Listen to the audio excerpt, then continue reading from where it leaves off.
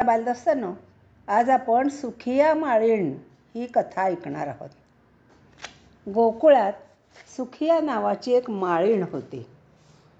ती फुले फळे विकून चरितार्थ चालवत असे. श्रीकृष्णावर तिची निस्सीम भक्ती होती, पण ती कृष्णाला भेटू शकत नव्हती. तिने एक नियम केला होता. रोज फळे विकून झाल्यावर ती नंद बाबाच्या वाड्याला प्रदक्षिणा घालायची. त्यावेळी मनाने ती कृष्णाला पाहायची आणि परत जायची.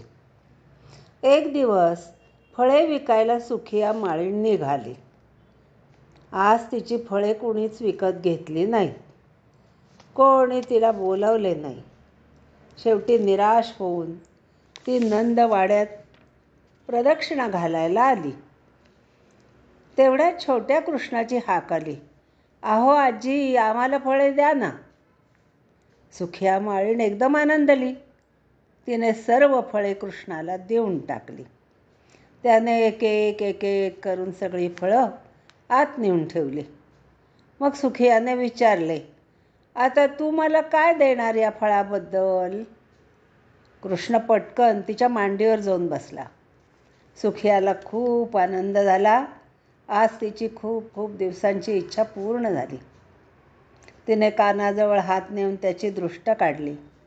तिला वाटलं, आपण गरीब, कृष्ण मोठ्या घरचा, घरातून कोणी येऊन मला रागावतील. ती म्हणाली, "आता मी घरी जाऊन भाकरी कशी करू? बाळा, मला थोडे धान्य दे." कृष्ण घरात धावत गेला. दोन्ही मुठीत धान्य घेतले. बाहेर आला.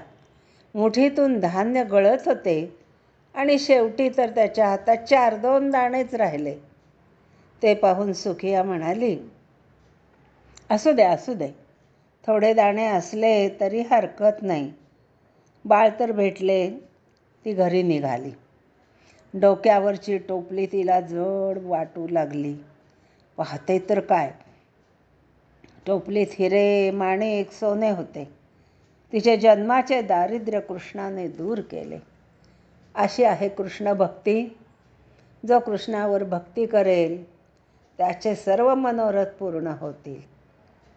कशी वाटली आजची ही गोष्ट? तुम्ही या गोष्टीला सबस्क्राईब करा आणि आपल्या मित्राबरोबर शेअर करा. जय श्री कृष्ण.